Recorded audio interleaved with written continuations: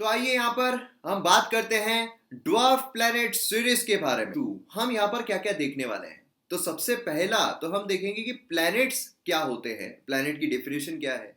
दूसरा हम देखेंगे कि प्लैनेट बनने के लिए कौन सी कंडीशंस को सेटिस्फाई करना पड़ता है। फिर उसके बाद हम देखेंगे ड्वार्फ प्लैनेट क्या होता है। फिर हम देखेंगे कौन कौन से ड्वार्फ प्लैनेट हमारी सोलर सिस्टम में हमें देखने को मिलते हैं। और फिर उसके बाद हम सीरीज के बारे में बात करेंगे और एक ड्वार्फ प्लैनेट बनने की कगार पर है। तो उस प्लैनेट के रिगार्डिंग भी, ड्वार्फ प्लैनेट के रिगार्डिंग जो आज अगर एट प्रेजेंट देखा जाए तो एक एस्टेरॉइड है, तो उसके रिगार्डिंग भी हम बात करेंगे। तो काफी हेल्दी डिस्कशन यहाँ पर होने वाला है, काफी कुछ जानने के लिए है। तो चलिए शुरू करते हैं। तो यहाँ पर सबसे पहली चीज तो आती है कि प्लैनेट्स क्या है। जैसे कि अगर हम हमारा सोलर सिस्टम देखते हैं तो हमारे सोलर सिस्टम में हमें 8 प्लैनेट्स देखने को मिलते हैं। कौन से हैं? Mercury, Venus, Earth, Mars, Jupiter, Saturn, Uranus, Neptune. Pluto जो है वो पहले था, लेकिन अब वो प्लैनेट नहीं है, वो ड्वार्फ प्लैनेट बन चुका है। उसके पीछे क्या कारण है वो हम आगे देखेंगे। लेकिन ये जो प्लैनेट्स हमें यहाँ पर देखने को मिल रहे हैं, तो सवाल तो ये आता है कि प्लैनेट्स होते क्या है।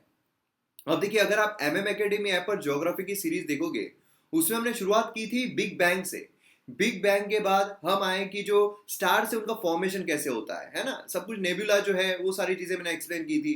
फिर प्लैनेट्स का फॉर्मेशन कैसे होता है, और फिर उसके बाद प्लैनेट्स होते क्या है, सारी चीजें हमने देखी थी। तो यहाँ पर जब हम प्लैनेट की बात करते हैं तो प्लैनेट क्या है? एक सेलेस्टियल बॉडी है, ठीक है, जो फिक्स स्टार से डिस्टिंग्विश्ड होती है। मतलब स्टार्स मतलब कैसे? हमारे सोलर सिस्टम में अगर स्टार देखा जाए तो सन है, बाकी हमें प्लैनेट जो है रिवॉल्व होते हुए देखने को मिलते हैं। तो अगर आप देखो तो जो फिक्स स्टार है उसके अराउंड हमें इसकी मोशन जो है वो देखने को मिलती है, ठीक है, तो उसे हम कहते हैं प्लैनेट।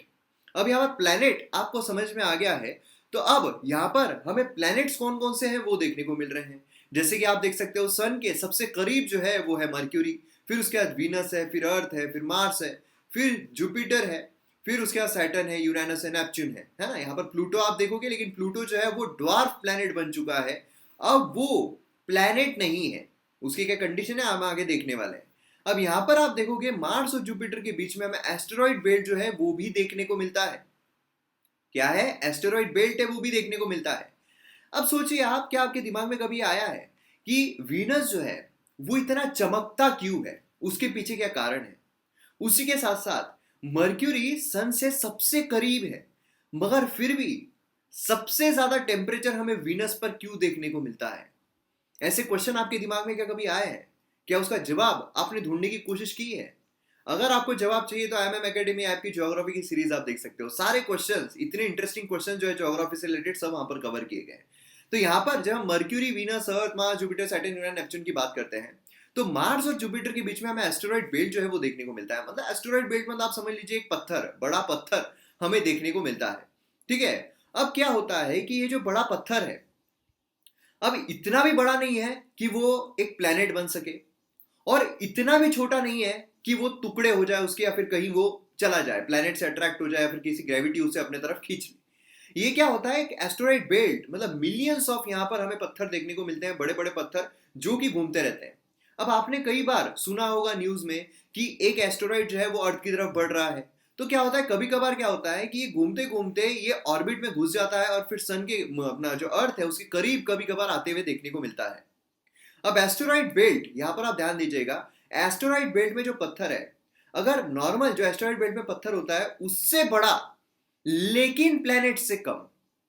समझ में आ रहा है आपको? एस्टेरॉइड बेल्ट में जो पत्थर होता है, तो नॉर्मल एस्टेरॉइड से बड़ा पत्थर, और जो प्लैनेट्स होते हैं उससे कम, उससे थोड़ा छोटा, तो उसको हम क्या बोलेंगे? तो वैसे ही इसको ड्वार्फ प्लैनेट कहा जाता है। लेकिन क्या इतना आसान है कि एस्टेरॉइड की हम इतनी एक डेफिनेशन बना देते हैं कि हाँ इतना डायमेंशन रहा तो एस्टेरॉइड रहेगा, इससे बड़ा है प्लैनेट की ये डेफिनेशन है, प्लैनेट से कम है मतलब ये क्या रहेगा, ये ड्वार्फ प्लैनेट रहेगा। इतना आसान है? जी नहीं। प्लैनेट की जब हम डेफिनेशन देखेंगे कि प्लैनेट को रिकॉग्नाइज करने के लिए कौन कौन सी कंडीशंस है, हमें 4 कंडीशंस देखने को मिलती है। अब वो 4 कंडीशंस अगर सेटिस्फाई होती है तो प्लैनेट कहलाएगा, नहीं तो वो ड्वार्फ प्लैनेट जो है वो कहलाएगा, अगर उसमें से कुछ कंडीशन सेटिस्फाई होती है, कुछ नहीं होती है। तो ये कौन कौन सी कंडीशंस है ये जानना यहां पर बहुत जरूरी है। तो एक प्लैनेट को कंसीडर करने के लिए कौन कौन सी कंडीशंस हमें देखने को मिलती है। तो पहली कंडीशन है कि वो स्टार को ऑर्बिट करना चाहिए। अब हमारी अगर हम सोलर सिस्टम देखते हैं तो हमारे यहाँ पर स्टार कौन सा है? हमारे यहाँ पर स्टार देखने को मिलता है हमें सन। अब यहाँ पर आप देखिए, अगर हम अर्थ देखते हैं, ठीक है, अर्थ की कंडीशन सेटिस्फाई करती है या नहीं। अब अर्थ अगर आप देखो तो क्या वो रिवॉल्व कर रही है सन के अराउंड? बिल्कुल कर रही है। जहां तक हमें साइंटिस्ट बताते हैं तो अर्थ तो बिल्कुल रिवॉल्व जो है वो कर रही है सन के अराउंड, और हमें एविडेंसेस भी ऐसे ही मिलते हैं। तो हाँ, यहाँ पर पहली कंडीशन जो है अर्थ बिल्कुल सेटिस्फाई कर रही है। अब दूसरी कंडीशन यहाँ पर हमें देखने को मिलती है कि वो इतनी बड़ी तो रहनी चाहिए कि अपने ग्रेविटिकल फोर्स से वो एक स्पेरिकल शेप अटेन करना चाहिए। अब अगर हम अर्थ के बारे में देखते हैं तो क्या वो स्पेरिकल शेप में देखने को मिलती है? जी हाँ, साइंटिस्ट जैसे बताते हैं और जैसे एविडेंसेस मिलते हैं उससे तो हमें देखने को मिलता है कि अर्थ एक स्पेरिकल शेप में है। तो यहाँ पर ये भी कंडीशन जो है सेटिस्फाई हो रही है। तीसरा है कि वो मून नहीं रहना चाहिए।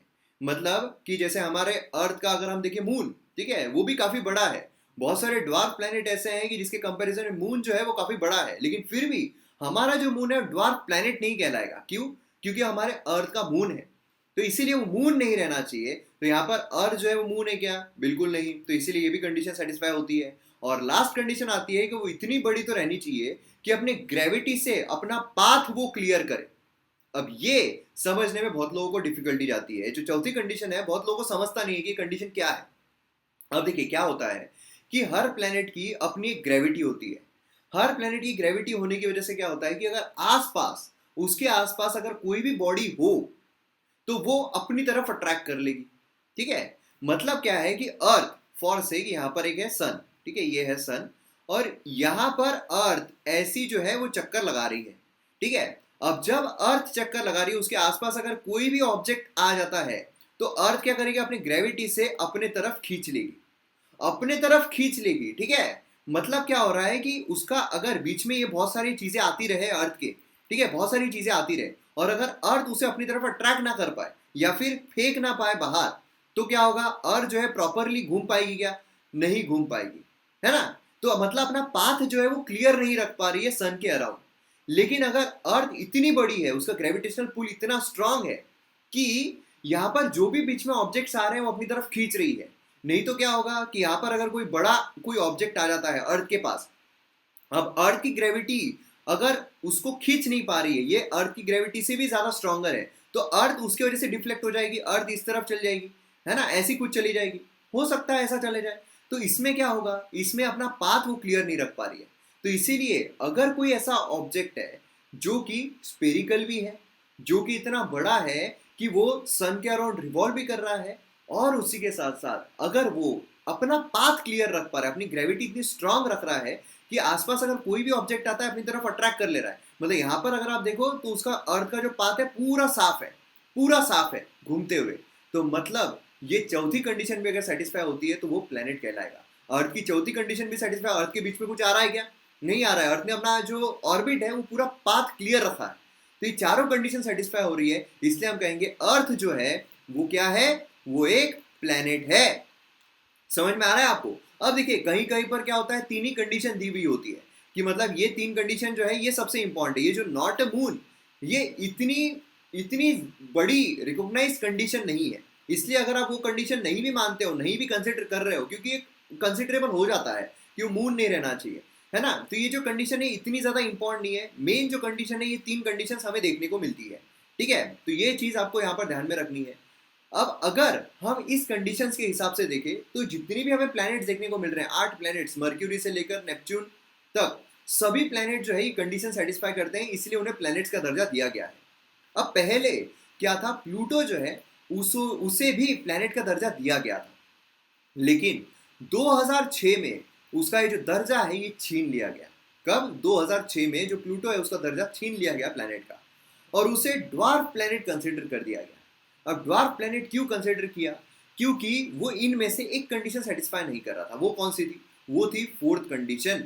ये कंडीशन वो सेटिस्फाई नहीं कर रहा था, मतलब अपना पाथ जो है वो क्लियर नहीं रख पा रहा था। हाँ, वो सन के अराउंड रिवॉल्व कर रहा था, वो इतना बड़ा था कि स्फेरिकल शेप में था, मून भी नहीं था, लेकिन वो अपना पाथ जो है वो क्लियर नहीं रख पा रहा था, मतलब उसकी इतनी ग्रेविटी पुल नहीं था कि वो अपना पाथ क्लियर रख पाए, इसीलिए उसे डी रिकॉग्नाइज कर दिया गया प्लैनेट से। अब वो ड्वार्फ प्लैनेट जो है वो कहलाता है। अब इस संदर्भ में अगर हम देखें तो कितने हमें ड्वार्फ प्लैनेट देखने को मिलते हैं? तो टोटल 5 ड्वार्फ प्लैनेट देखने को मिलते हैं। ध्यान दीजिएगा, एग्जाम पर्सपेक्टिव से सबसे इंपॉर्टेंट चीज है, 5 ड्वार्फ प्लैनेट एट प्रेजेंट हमें देखने को मिल रहे हैं जब मैं वीडियो रिकॉर्ड कर रहा हूँ। ठीक है, आगे और कंसिडर किया जा रहा है एक और बॉडी को ड्वार्फ प्लैनेट कंसिडर करने का, तो जब उसे किया जाएगा और हम देखेंगे, लेकिन एट प्रेजेंट जब हम देख रहे हैं तो 5 ड्वार्फ प्लैनेट देखने को मिलते हैं। अब यहाँ पर आप देख सकते हो जो अर्थ का मून है उसके कंपैरिजन में देखिए, अर्थ का मून स्फेरिकल भी है, बड़ा भी है, लेकिन फिर भी यहाँ पर आप बाकी ड्वार्फ प्लैनेट देखिए छोटे हैं उसके कंपैरिजन में, लेकिन फिर भी मून को ड्वार्फ प्लैनेट कंसिडर नहीं किया जा रहा, क्यों? वो मून है ना। तो यहाँ पर आप देखो तो इरिस हमें देखने को मिलता है, प्लूटो हमें देखने को मिलता है, जैसे 2006 में ड्वार्फ प्लैनेट कंसिडर किया गया। फिर उसके बाद हमें ये हम भी देखने को मिलता है, सीरीज देखने को मिलता है, ये देखने को मिलता है। तो देखिए सीरीज जो है ये आज हम यहाँ पर इसके रिगार्डिंग देखने वाले हैं। तो यहाँ पर आपको डिटेल जो है ड्वार्फ प्लैनेट के देखने को मिल रहे हैं। तो अगर आपको ऐसा क्वेश्चन आ जाए, क्योंकि ये जो न्यूज़ है ये काफ़ी रिसेंट न्यूज़ है, 2019 में भी ड्वार्फ प्लैनेट की न्यूज़ कंटिन्यूसली न्यूज़ में चल रहा था, तो इसीलिए आपको एग्जाम में पूछा जा सकता है। अब यहाँ पर जो प्लूटो है उसे क्यों रिकॉग्नाइज किया गया, जैसे मैंने आपको बताया था, फोर्थ कंडीशन जो है ये सेटिस्फाई नहीं कर रहा था, बाकी सारी कंडीशन सेटिस्फाई हो रही थी। समझ में आ गया आपको? इतना समझ में आ गया, ड्वार्फ प्लैनेट तक हम पहुंच चुके हैं। अब यहाँ पर कुछ और इंपॉर्टेंट चीजों के बारे में बात करते हैं। रिसर्चर जो है उन्होंने यहाँ पर क्या किया है, ड्वार्फ प्लैनेट जो सीरीज है, जो अभी हमने देखा था सीरीज है, उस पर यहाँ पर कुछ लाइट दिया है। उन्होंने कहा है कि जो एस्टेरॉइड बेल्ट में हमें देखने को मिलता है, एस्टेरॉइड बेल्ट कहाँ पर है, हमने देखा है जो मार्स है और जुपिटर है उसके बीच में एस्टेरॉइड बेल्ट हमें देखने को मिलता है, मैंने आपको बताया था, है ना। तो जो मार्स और जुपिटर के बीच में एस्टेरॉइड बेल्ट है उसमें हमें सीरीज जो है ये देखने को मिलता है, जो कि ड्वार्फ प्लैनेट है। और उसी के साथ साथ largest object in that belt series जो है, अब उसे ओशन वर्ल्ड का स्टेटस जो है वो दिया जा रहा है। तो इसका मतलब क्या होगा ये हम अभी आगे जानने की कोशिश करेंगे। बेसिकली ये एनालिसिस किसके द्वारा किया गया है, नासा के डॉन स्पेसक्राफ्ट के द्वारा। तो ये देखिए क्या होता है कभी कभार कि कौन सा स्पेसक्राफ्ट कौन से इसके लिए जा रहा है, कौन से एक्सप्लोरेशन के लिए जा रहा है, कौन से प्लैनेट के, कौन से एस्टेरॉइड के, कौन से ड्वार्फ प्लैनेट के, ये भी चीजें जो है काफी इंपॉर्टेंट हो जाती है एग्जाम पर्सपेक्टिव से। लास्ट ईयर क्या हुआ, ये एक इंपॉर्टेंट न्यूज है, ठीक है। लास्ट ईयर क्या हुआ, मतलब 2019 की मैं बात कर रहा हूं, रिसेंट ही बात है। लास्ट ईयर क्या हुआ, जो ऑब्जर्वेशंस है वो किए गए European Space Organisation SPHERE instrument के द्वारा at Very Large Telescope VLT, ठीक है।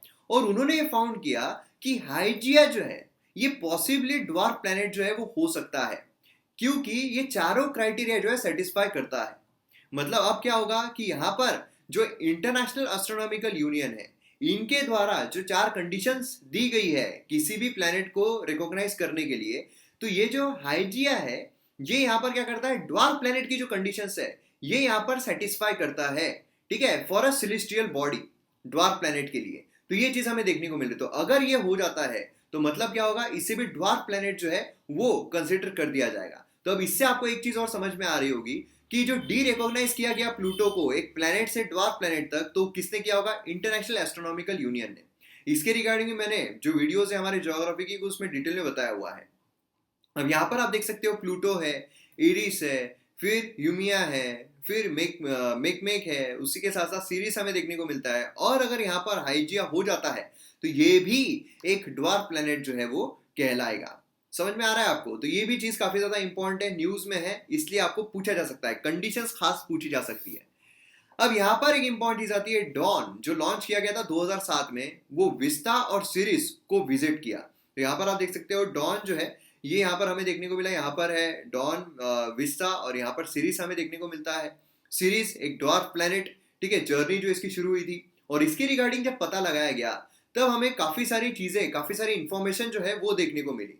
मिशन जो है इसे कंक्लूड कर दिया गया 2018 में, और इसी के बाद हमें यहाँ पर वाटर है या नहीं ये सारी इंफॉर्मेशन जो है वो देखने को मिली। मतलब यहाँ पर क्या बोला गया, आइडिया जो है dwarf planet could have hosted oceans. यहाँ पर आप समझ रहे हो, सिर्फ यहाँ पर पानी की बात नहीं हो रही है, ओशंस की बात हो रही है। ओशंस जो है अपने इतिहास में वहां पर रहा होगा, ऐसे यहाँ पर जो साइंटिस्ट है उनको देखने को मिला। अब सीरीज को जो साइंटिस्ट है वो स्टडी क्यों कर रहे हैं, तो उसके 2 कारण हैं।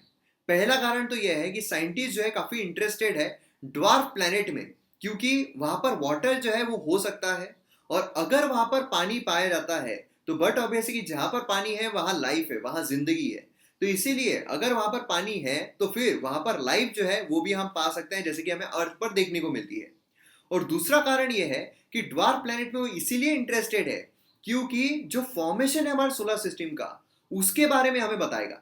क्योंकि देखिए जैसा मैंने आपको ज्योग्राफी के लेक्चर में बताया था कि जो हम यहाँ पर एनालिसिस कर रहे हैं कि सोलर सिस्टम ऐसे फॉर्म हुई होगी, ये सब एक अजम्पशन पर बेस्ड है। लेकिन यहाँ पर क्या होगा कि अगर हम इन्हें स्टडी करते हैं तो हमारी सोलर सिस्टम कैसे फॉर्म हुई थी उसके रिगार्डिंग भी हमें यहाँ पर जो चीजें हैं वो मिल सकती है, क्योंकि जो फॉसिल है उस टाइम के वो हमें वहां पर देखने को मिलते हैं। तो ये दो कारण है कि रिसर्चर जो है वो सीरीज को स्टडी करने के लिए काफी ज्यादा तत्पर है, काफी ज्यादा उन्हें इंटरेस्ट जो है वो आ रहा है। अब यहाँ पर आप देखोगे ना तो काफी सारी एक्स्ट्रा इन्फॉर्मेशन मैंने आपको यहाँ पर दी है, इसीलिए इसी बात के लिए शेयर तो बनता है, तो शेयर आप जरूर कर दीजिए, जिससे कि क्या होगा कि फायदा हो जाएगा सभी को। अब यहाँ पर ओशन वर्ल्ड मतलब क्या है, इसके मायने क्या है? मायने ये है कि जो सीरीज है इसमें हमें जो क्रस्ट है वहां पर आइस वो देखने को मिलता है, सॉल्ट, रॉक फॉर्मेशन मिनरल्स, बाकी मिनरल्स सब देखने को मिलते हैं। मतलब अगर हम देखें तो सीरीज जो है एक रेमेंट ओशन वर्ल्ड जो है उसकी तरह देखने को मिलता है, और इसीलिए इसे ये चीज जो है दी गई है। अब इसमें केमिस्ट्री जो है ओल्ड ओशन की वो सारी चीजें, सरफेस किस तरीके से देखना, फिर उसके बाद ओशन वर्ल्ड जो है एक्सप्लोर करना, लाइफ को सपोर्ट करता है या नहीं वो देखना, ये सारी चीजें हमें यहाँ पर अब साइंटिस्ट के द्वारा देखने को मिलने वाली है। तो मैं उम्मीद करता हूं कि आपको इसके रिगार्डिंग कंप्लीट इंफॉर्मेशन जो है वो मिल गई होगी, और काफी सारी एक्स्ट्रा इंफॉर्मेशन मैंने आपको यहाँ पर दी है, तो इसी बात पर शेयर जरूर बनता है। तो शेयर आप जरूर कीजिए, जिससे कि क्या होगा कि और भी लोगों को काफी फायदा मिलेगा, और भी ये जो इंफॉर्मेशन है, ये जो नॉलेज है, ये स्प्रेड होगा।